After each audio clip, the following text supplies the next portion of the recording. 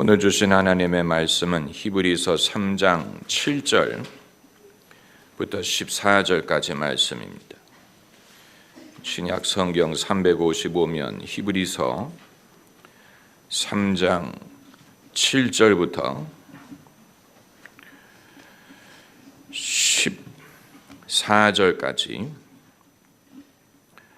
함께 읽겠습니다. 그러므로 성령이 이르신 바와 같이 오늘날 너희가 그의 음성을 듣거든 노하심을 격동하여 광야에서 시험하던 때와 같이 너희 마음을 강팍해 하지 말라. 거기서 너희 열조가 나를 시험하여 증언하고 40년 동안의 나의 행사를 보았느니라.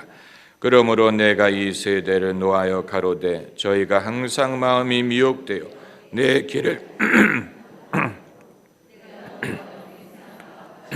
저희는 내 안식에 들어오지 못하리라 하였다 하였으니 형제들아 너희가 삼가 혹 너희 중에 누가 믿지 아니하는 악심을 품고 살아계신 하나님에게서 떨어질까 염려할 것이요 오직 오늘이라 일컫는 동안에 매일 피차 권면하여 너희 중에 누구든지 죄의 유혹으로 강팍해 됨을 면하라.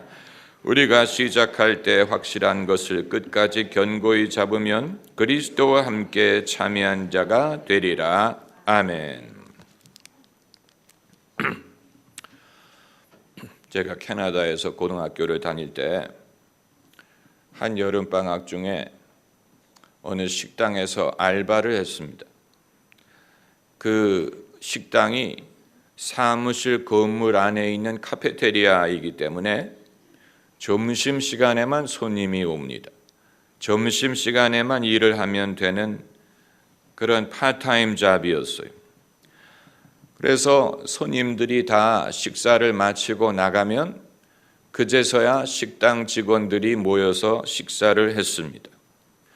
제가 그때 캐나다에 간 지 얼마 되지 않았기 때문에 나이도 어리고 무슨 대화를 주도할 만한 그런 입장이 아니에요.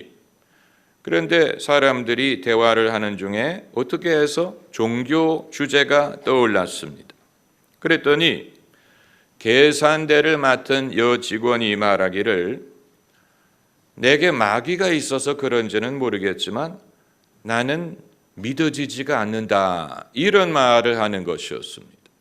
나는 믿어지지 않는다라고만 말해도 될 것을 내게 마귀가 있어서 그런지 모르겠지만 나는 믿어지지가 않는다. 이런 심한 표현을 쓰는 것이었습니다. 그런데 몇 주 후에 그 계산대 직원이 그동안에 돈을 빼돌렸다는 사실이 드러나서 해고가 됐습니다. 가룟 유다를 연상하게 하는 일입니다. 가룟 유다도 돈꾀에서 돈을 빼가고 있지 않았습니까? 그리고 사탄이 그에게 들어갔다고 하지 않았습니까? 사람이 다 죄인이지만 악하게 되는 경우, 우리가 다 죄인이 그러나 악하게 되는 경우가 어떤 경우가 되느냐? 오늘 본문에 믿지 않게 하는 마음, 사람이 믿지 않게 하는 강팍한 마음을 뭐라고 불렀냐면 악심이라고 불렀어요. 12절에 혹 너희 중에 누가 믿지 아니하는 악심을 품고 살아계신 하나님에게서 떨어질까 염려할 것이요. 그 말은 염려하라는 말이에요. 이 믿지 아니하는 악심이라고 불렀어요. 일반인들이 평소에 생각하는 인간의 도덕적인 문제를 악이라는 말을 써서 말하지 않죠. 우리는 악이라는 말을 평소에 사용하기를 꺼립니다. 부정이라든가 결함이라든가 문제 이런 식으로 말을 할지언정 악이란 말을 우리는 평소에 사용하려고 하지 않아요. 이 세상에 누가 악한 사람이냐? 모든 사람이 동의할 만한 히틀러 같은 사람을 말할 때 그때나 악이란 말을 쓸지언정 그 이외에도 인류가 많은 악한 일을 했지만 그러나 우리는 사람의 악을 말하게 되면 그 반대인 선을 인정해야 되기 때문에 악을 말하는 순간 사람은 하나님에 대해서 생각할 수밖에 없다는 사실을 알고, 그래서 필연적으로 대화가 하나님으로 이어지게 되면 자기가 믿지 않는 이유, 자기가 하나님 앞에 잘못한 것을 인정할 수밖에 없다는 것을 본능적으로 아는 것 같습니다. 그러나 성경이 아니었다면 우리가 스스로 깨달을 수 없는 것이 하나님 믿기를 거부하는 강팍한 마음이 악심이라는 사실이요. 악한 마음. 어떻게 믿기 거부하는 마음이 악한 마음이 될 수 있다는 말이냐? 그건 인간이 무심해서 그런 것이 아니냐? 또 마음이 냉담해져서 그런 것이 아니냐? 하나님에 대하여, 신앙에 대하여 무관심하기 때문에 그런 것이 아니냐? 그러나 히브리서 저자가 인간의 무심한 마음을 말하는 것이 아니에요. 오늘 본문을 보면 오늘날 너희가 그의 음성을 듣거든, 음성 듣는다는 사실을 전제하는 것입니다. 하나님을 모를 만한 사람을 말하는 게 아니에요. 음성을 듣지 못할 만한 사람에 대해서 탓하는 것이 아닙니다. 오늘날 너희가 그의 음성을 듣거든 노하심을 격동하여 광야에서 시험하던 때와 같이 너의 마음을 강팍게 하지 말라라고 분명히 금지했어요. 이건 여러 가지 방법론이 필요한 문제가 아니에요. 한 가지만 하면 돼. 하지 않으면 돼. 악한 마음을 품지 않으면 돼. 복잡한 문제가 아니에요. 악한 마음을 버리면 돼. 악한 마음을 품지 않으면 되는 문제. 무슨 간절한 도움이 필요한 일이 아니에요. 사람이 쓰레기를 버리듯, 더러운 것을 버리듯, 떨어진 배터리를 버리듯 악한 마음을 버리면 되는 문제예요.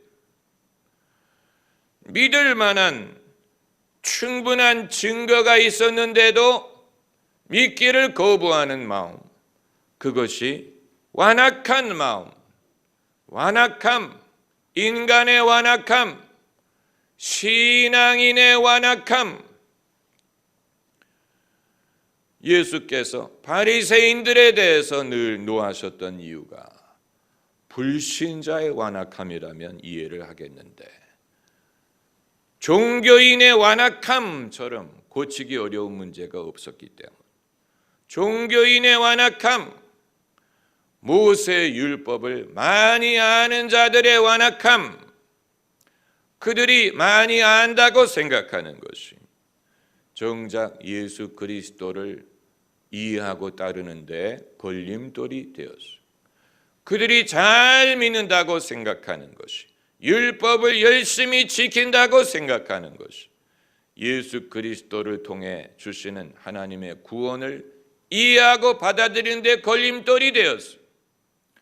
그들의 율법에 대한 열심이 이제껏 일하시는 하나님 아버지를 증거하신 예수 그리스도를 이해하는 데 걸림돌이 되었어요. 그들의 율법에 대한 열심이 율법으로 말미암아 의롭게 되지 못하고 오직 믿음으로 의롭게 하시는 하나님의 은혜를 이해하는 데 걸림돌이 되었습니다. 그렇기 때문에 예수 그리스도의 복음이 이방인들에게 간 것입니다. 유대인들이 그 율법의 행함으로 의롭다함을 얻으려 하지 않았기 때문에 율법을 알지 못했던 이방인들에게 이 복음이 가게 된 것이고, 이렇게 하여 이전에 설정되었던 질서가 뒤집어진 것입니다. 처음 되었던 자가 나중되고 나중된 자가 먼저가 되는 질서의 뒤집어짐이 일어났어요. 하나님 나라의 원리는 이와 같은 인간의 질서를 뒤집는 것입니다. 인간의 질서를 뒤집지 아니하면 하나님 나라가 아니에요. 인간의 질서가 그대로 유지된다면 그건 사람의 나라고 세상의 나라일지 하나님 나라일 수가 없죠. 그렇기 때문에 우리가 세상의 질서와 세상의 영광에 너무 깊이 들어가게 되면 주님께서 그것을 뒤집으시는 날 우리도 맨 마지막으로 갈까 염려해야 되는 것입니다. 하나님이 언제 어떤 방법으로 그렇게 하실지 우리가 알 수 없지만 사람이 무엇을 안다 생각하고 가졌다라고 생각하고 또 자기가 옳다라고 생각하고 그리고 그렇지 않은 사람을 멸시하게 될 때 그것이 바리새인처럼 되는 것이고 세상의 질서에 우리의 보화를 두는 것이 됩니다. 세상에 너희의 보화를 쌓지 말라라는 말은 세상의 질서에 너무 우리의 이익관계, 이해관계가 얽혀서 그 세상이 잘 되는 것과 유지되는 것에 내 운명이 좌우되게 될 때 그렇게 되면 하나님이 불로 세상을 심판하실 때 우리가 거기에 얽혀 있었던 모든 이해관계가 함께 심판의 대상이 될 수밖에 없겠죠. 그리스도인의 삶은 그러므로 끊임없이 이 세상의 질서에 자기가 투자했던 자기가 거기에 두었던 쌓아두었던 보화든 자기의 이해관계든 자신의 욕망이든 이런 것을 끊임없이 정리하고 끊임없이 세상에 얽히지 않고 세상과 같이 우리의 운명을 두지 않는 이런 노력이 필요한 것입니다. 그것이 어떤 나라든 그것이 서구 국가든 비서구 국가 표면적으로 기독교적인 문화를 가진 나라든 그렇지 않은 나라든 상관이 없어요. 선민이라고 불렸던 이스라엘에서도 그러했답니다. 선민이라고 불리는 이스라엘에서도 그들의 그 인간의 세상에 보화를 쌓아두는 것에 대해서 예수님이 경고하셨다면 그 이외 이방 나라는 오죽하겠습니까? 오죽하겠습니까? 우리가 믿지 않는 사람을 이해하려고 하는 것은 필요할 수 있어요. 그러나 믿지 않는 사람을 옹호할 수 없어요. 마치 하나님이 은혜를 주시지 않아서 그런 것처럼 믿을 만한 기회를 얻지 못해서 그런 것처럼 아니면 본인의 삶이 하도 괴로웠기 때문에 믿음을 가질 이유가 없었던 것처럼 믿지 않는 것을 옹호하려고 하면 안 돼요. 왜냐하면 그건 불신을 우리가 편이 드는 것이 되는 것이죠. 불신의 편을 드는 것. 그것이 옳다고 편을 들게 되면 그럼 믿는 사람은 잘못하고 있다는 얘기입니까? 그러니까 믿지 않는 사람을 이해하려고 애를 쓰는 것은 필요하지만 믿지 않음을 옹호할 수 없어요. 하나님의 은혜가 부족해서 믿지 않는 게 아니에요. 하나님의 선하심을 경험할 기회가 없었기 때문에 믿지 않는 게 아니에요. 만약에 그게 이유라면 하나님이 잘못한 거죠. 믿을 만한 기회를 주시지 않았기 때문에 믿을 만한 선함을 경험하지 못했기 때문에 그런 것이라면 하나님이 잘못했다는 얘기가 되는 것이고 반대로 믿는 사람은 그만큼 하나님이 믿도록 혜택을 주었기 때문에 믿는 것이라고 생각하는 것이라면 그건 사람을 겉으로 판단하고 차별하는 것입니다. 이런 마음이 바로 욥기에 나오는 사단의 마음. 욥기에서 사단의 말은 사단의 말을 반영하는 것뿐만이 아니고 왜곡된 인간의 심리를 반영합니다. 믿는 사람을 보는 불신자의 왜곡된 심리를 반영합니다. 사단이 누구에 대하여 참소했냐면 욥에 대해서 참소했습니다. 욥의 신앙인됨을 비판했어요. 욥이 하나님을 경외하고 따르는 것을 비판했어요. 제대로 된 사람 같으면 욥은 어떻게 그렇게 잘 믿을까? 나도 어떻게 하면 욥처럼 믿을 수 있을까? 욥이 그렇게 믿음을 갖게 된 계기가 무엇일까? 이걸 생각해야 되는데 그게 아니고 욥 정도 되니까 하나님을 경외하는 것 아니겠느냐? 욥 정도만큼 하나님이 복을 주시고 그 소유를 보호해 주시고 혜택을 베푸셨으니 믿는 것 아니겠느냐? 그런 심리 속에는 그렇지 않다면 안 믿을 것이라는 생각을 하는 것이고 욥 정도의 팔자가 아니면 그 이외 사람들은 믿을 이유가 없다. 이런 식으로 믿음의 합당함에 동의하려는 게 아니고 불신의 합당함을 주장하려는 것입니다. 믿는 것이 옳은 것이 아니고 안 믿는 것이 오히려 더 그것이 표준이다. 안 믿는 것이 그게 일반이고 욥처럼 믿는 것은 예외다. 이런 식으로 말을 엮어가는 것입니다. 그러니까 안 믿는 것을 옹호하려는 사단의 심리, 그리고 믿는 자를 비판하는 것입니다. 믿는 자가 동기가 이기적인 동기로 믿는 것이고, 그렇기 때문에 하나님이 그 손을 들어 욥을 치면 욥의 본심이 드러나게 될 것이다. 욥도 그 열심히 잘 믿는 것처럼 보이는 그걸 버리게 될 것이다.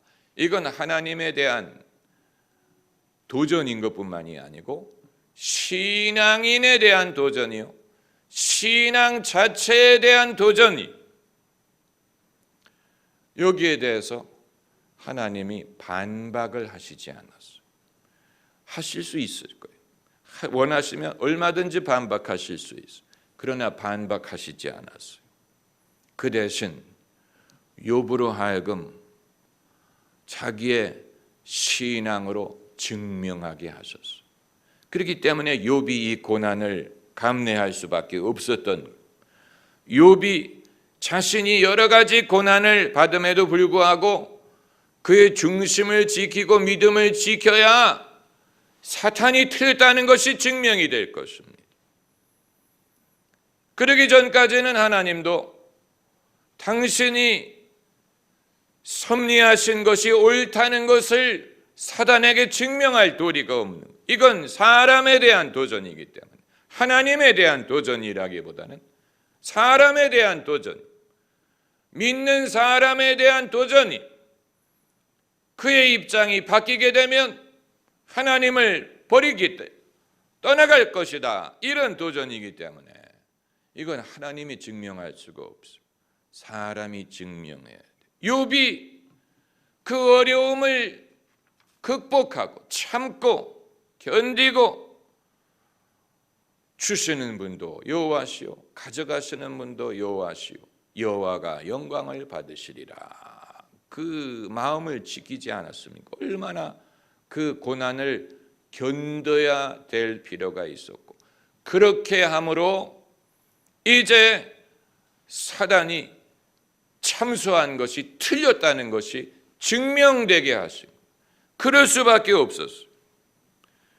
욥은 이후에 오실 예수 그리스도의 표본이, 그렇기 때문에 최종적으로 이 증명을 해 보이신 분이 예수 그리스도예요. 예수 그리스도께서 왜 영광의 길을 가지 않으시고 고난의 길을 가셨느냐? 예수께서 왜 세상의 임금이 되려고 하지 않고 사람들의 영광을 얻으려고 하시지 고난의 길을 가셨느냐? 십자가의 죽음까지 순종하셨느냐, 낮아지셨느냐. 바로 이것을 증명하기 위한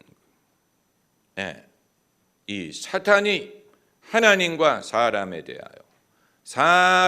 대한 하나님의 계획에 대해서 이 영어 표현에 throw the monkey spanner, 이 monkey spanner라는 것은 이 나사를 조일 때 쓰는 그 도구, 그걸 기계에다가 집어던지면 기계가 고장이 나겠지요. 이처럼 가끔 사탄은 몽키 스패너를 물건에 집어던져 가지고 그것을 고장내키는 그런 의도가 있어요. 믿음의 삶을 살려는 사람, 또 하나님을 섬기려고 하는 일에 몽키 스패너를 집어던져서 그것이 고장나고 신앙이 중단이 되고 신앙인이 넘어지는 것을 원하는 게 그게 사단이 원하는 거예요. 욥이 실패하는 것을 사단이 원해. 예수 그리스도께서 실패하는 것을 사단이 원했어요. 예수께서 이 모든 여건에서 실패하지 않고 성공하고 승리하는 길은 묵묵히 십자가를 지는 방법밖에 없어요. 그렇게 해야 사람이 자기가 얻을 것이 있기 때문에 여호와 하나님을 경외한다라는 마귀의 참소가 틀렸다는 것이 증명이 돼요. 그러니까 여러분, 예수 그리스도의 십자가의 의미는 한두 개가 아니고 상당히 여러 가지 방법으로 왜 예수께서 그 길을 가셔야 했는가 하는 이유가 있습니다. 여러 가지 이유가 있어요. 여러 가지. 그러므로 사단이 가졌던 그 마음이 바로 그게 악심이, 악한 마음이, 누구에 대한 악한 마음이?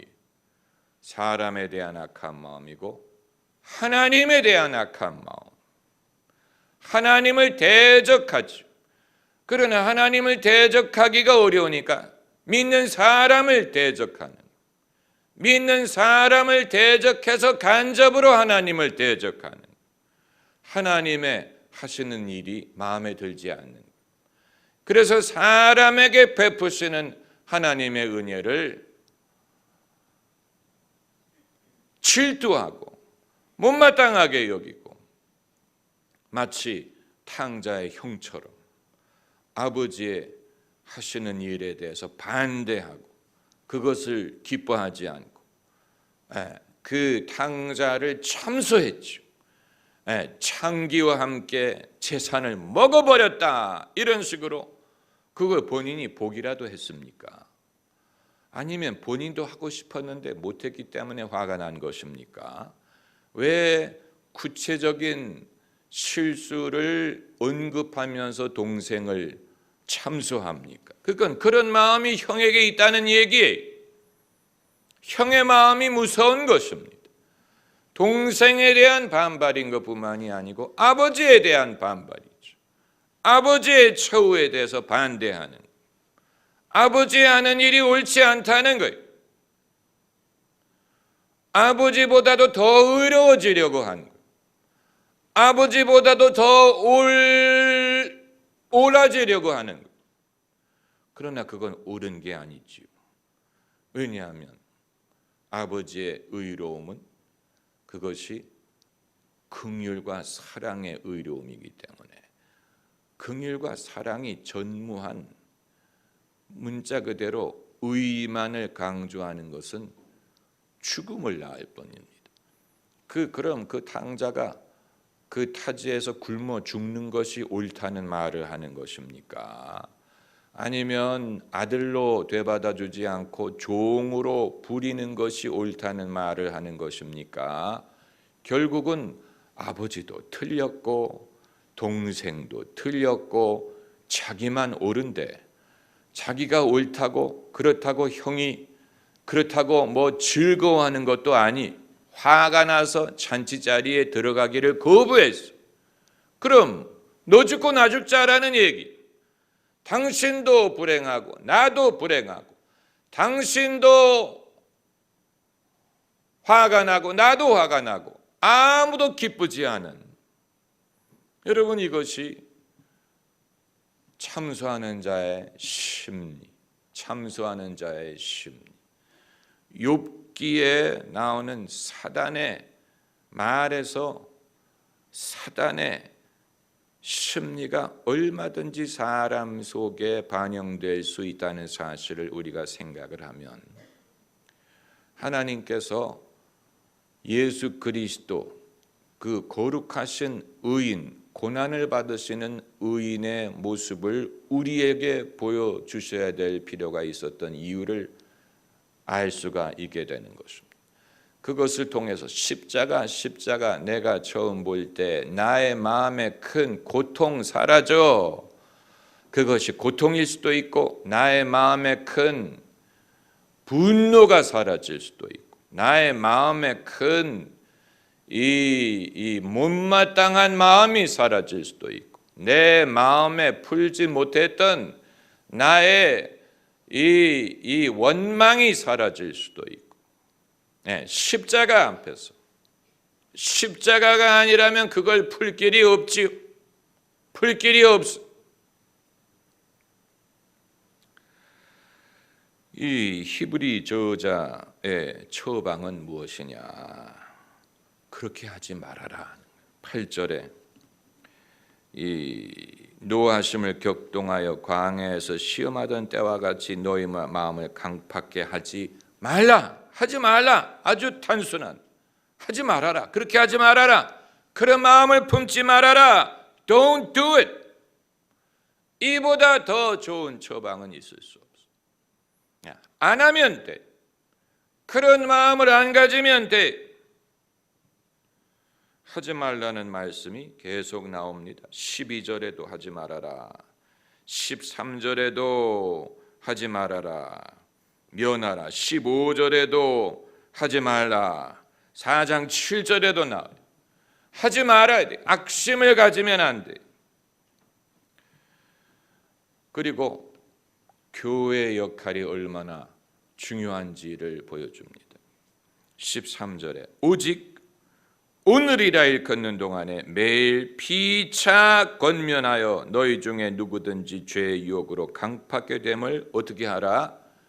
면하라, 피하라 하는 말이 매일 오직 오늘이라 일컫는 동안에 매일 피차 권면하여, 피차라는 말은 일방이 아니고 서로라는, 누구는 늘 격려하고 누구는 늘 격려를 받는 게 아니고 때로는 격려를 하는 사람도 격려가 필요할 때가 있어요. 서로 하는 거예요. 서로 피차 권면하여 너희 중에 누구든지 죄의 유혹으로 강팍해 됨을 면하라. 왜냐하면 그런 위험은 항상 있기 때문입니다. 항상 죄의 유혹이 이만큼 강력합니다. 그걸 우리가 없이 여겨서는 안 됩니다. 서로 권면해서 다른 거 하지 말고 오직이라고 해서 오직 다른 거 하지 말고 괜히 서로 화를 북돋아주는 그런 말 하지 말고 괜히 서로 덕이 안 되는 무슨 그런 추측성 발언하지 말고 서로의 마음을 격동케 하는 무슨 인간적인 자랑 같은 거 하지 말고 오직 오늘이라 일컫는 동안에, 이게 성도의 교제. 성도의 교제가 이런 거예요. 교회가 모이는 이유는 이런 일을 하기 위해 모이는 거예요. 성도의 교제를 우리가 장려하는 이유는 바로 이것입니다. 이것을 장려하기 위해서 우리가 카페도 만들고 이런 활동도 하고 저런 활동도 하고 모이기를 장려하는 목적은 다른 목적이 아니고 오늘이라 일컫는 동안에 그 말은 그 시간은 우리에게 주어진 시간은 항상 절대적이다라는 말. 내일로 미룰 것이 아니고 언젠가는 해야 되는 게 아니고 이 시간이 마지막이라는 생각으로 이 시간만이 유일하게 나에게 주어진 시간이라고 생각을 하고 매일 서로 권면함으로 강팍해 됨을 면하라. 할렐루야. 기도하십시다.